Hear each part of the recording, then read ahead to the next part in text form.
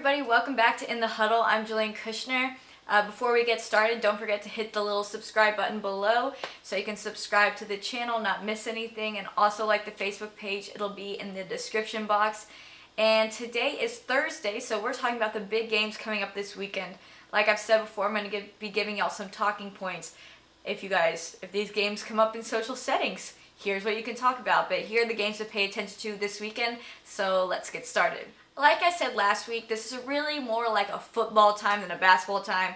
The NBA started at the end of October. It's an 82-game season, so it doesn't really get important until after the All-Star break, which is in February. So right now, there's no really big important games in basketball. Of course, they're always great and interesting, but not like crucial to watch.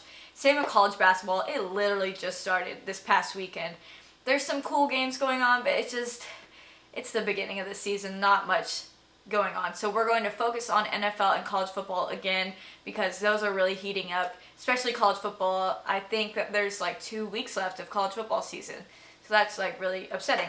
So let's start with the NFL. Like I said last weekend, the Eagles game was going to be a big one against the Falcons, and the Eagles actually upset the Falcons, which was a big deal. And this weekend is going to be a similar type of game. They have to play the Seattle Seahawks. The Seahawks are 6-2 right now. Well, 6-2-1 because they had a tie.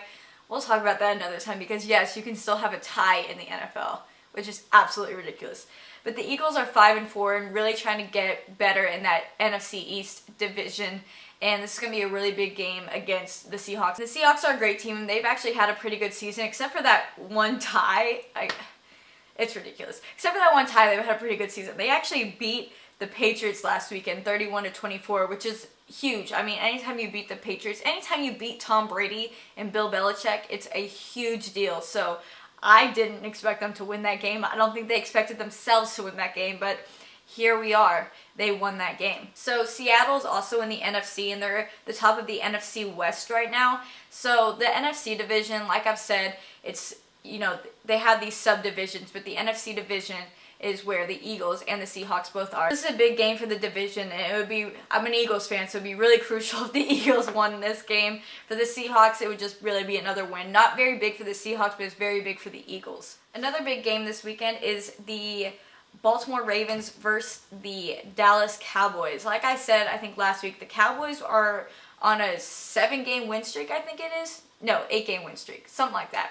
But anyway, they're on this long win streak, and they actually won last weekend against the Steelers, which was a pretty close game, and that game was really crucial for them, but this one is as well. Although the Ravens aren't having a great season, they're 5-4, that's still a team that you never really, you never doubt them. The Ravens are a very good team, a very good franchise, so that's a big game for Dallas. They're obviously favored to win it. It's at home for the Cowboys, so it should be a win that they're able to pull off, but right now, the main story with the Cowboys is their quarterback is a rookie quarterback named Dak Prescott, and he took over for Tony Romo when Tony Romo got hurt. Tony Romo's been in the league for like forever. I'm sure he's a name you guys know. Romo is actually cleared to play, so if Dak Prescott doesn't do well this weekend, we might see Tony Romo. So that's the big storyline heading into this game. There's a lot of pressure on Dak Prescott to do well, because otherwise he just might get the boot real quick. And the last big NFL game this weekend is actually the Monday Night Football game, so that rarely disappoints, but it's the Houston Texans versus the Oakland Raiders. For anybody watching in Texas, the Texans are pretty important here. The Texans are actually 6-3 this year, not doing too bad at all, but the Raiders are 7-2, which is like, I haven't seen the Raiders this good in a long time. I've always said that the Raiders are kind of a joke. It's like they get the best players and they're never ever able to produce. But you know what? Finally, they're able to produce. The Raiders right now are tied for the top of their subdivision, the AFC West. They're tied with the Kansas City Chiefs. The Texans are actually the top of the AFC South at 6-3. So this is a really big game as far as the AFC division goes. I mean, I'm extremely surprised by the Oakland Raiders. I'll say that much. Extremely surprised. I never thought I'd be talking about that, like them as a team to watch. This is weird. Alright, let's move on to college football. So college football has quite a few big games this weekend. Like I said, there's only like 3 weeks left of college football, something like that. Something like 3 weeks. And then we have the bowl games. So this weekend, there are some big games. First one that jumps out at me is the Louisville versus Houston game. This one is big and it kind of takes a little bit of explaining to do. So Louisville is now the 5th ranked team in the country. They kind of got played by the college football playoff rankings because I think they deserve to be top 4, but they're in the 5th spot. So the top 4 teams in college football get to go to the playoff. And right now Louisville is at 5th. So they need every win. Like, they need to win out the rest of the season. They're currently 9-1. They have 1 loss. And now for Houston. Houston started the season like in the 2nd team in the country. And now they're unranked. Houston started out so hot, and they're only 8-2, but they've had 2 really bad losses. They lost to Navy and they lost to SMU. They lost to SMU by like a lot. So Houston, I think they're a good team. I genuinely think they're a good team. I just don't know what happened. But basically, those 2 losses was enough for the rankings people, and they knocked them right out. And Houston, I mean, they genuinely started at the top of this. Like, their quarterback was going to be a Heisman candidate. I mean, they started at the top, and they've severely fallen. So this is going to be a big game because, like I said, Louisville wants a top spot. And also for Houston, if they can upset Louisville, they might be able to get back into the rankings and, you know, maybe in a better bowl game. And for Texas fans out there, the head coach of Houston, Tom Herman, is someone that Texas fans really, really want. So if he were to win this game, that he might just snag Charlie Strong's spot right out under him. So this is a big game to watch. This should be interesting.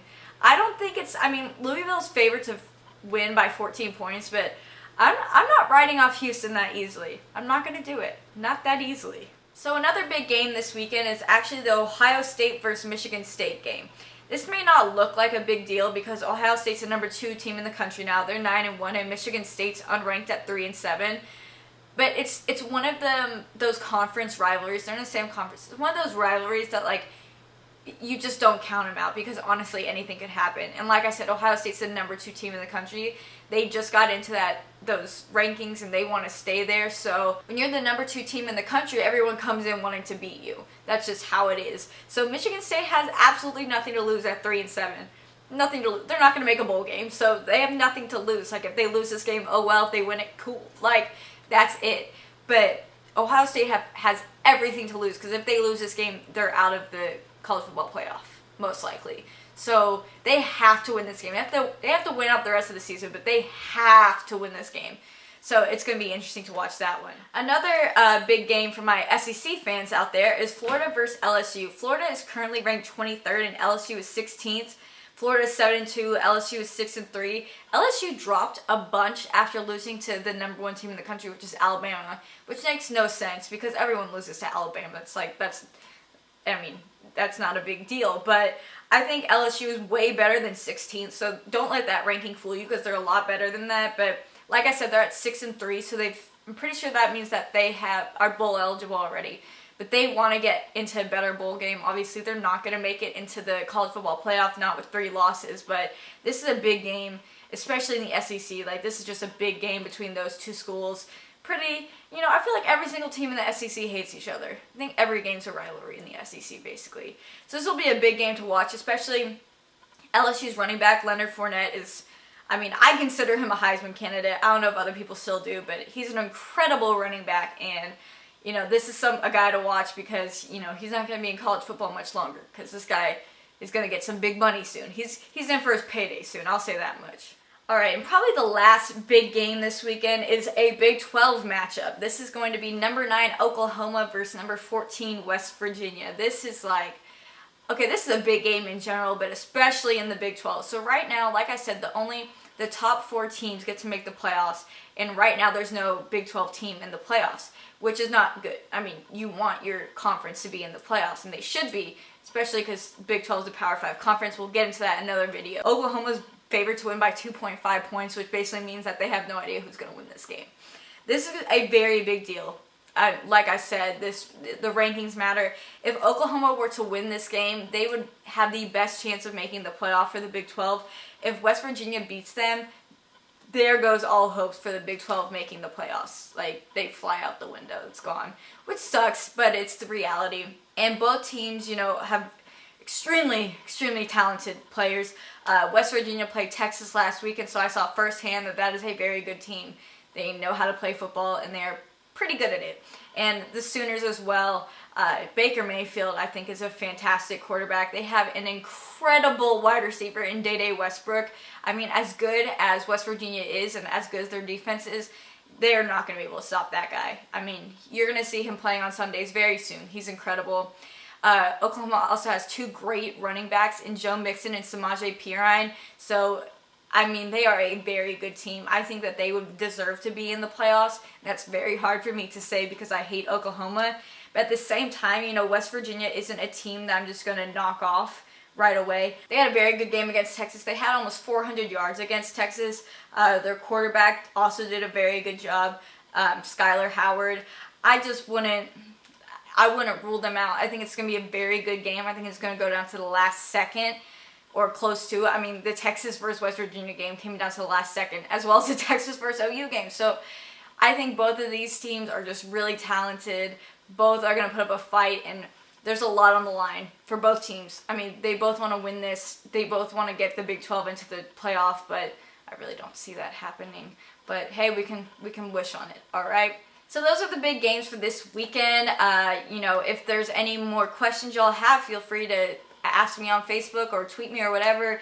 Those are the games I pay attention to this weekend. And like I said, it's football focused now, but we're going to start getting into basketball as the basketball season goes on. Because don't worry, I love basketball. I want to talk about basketball. And it's way easier to understand than football. But I will see you guys on Tuesday for Football Basics Part 3. We're almost done with Football Basics. We are so close. So close. Alright guys, thanks for watching.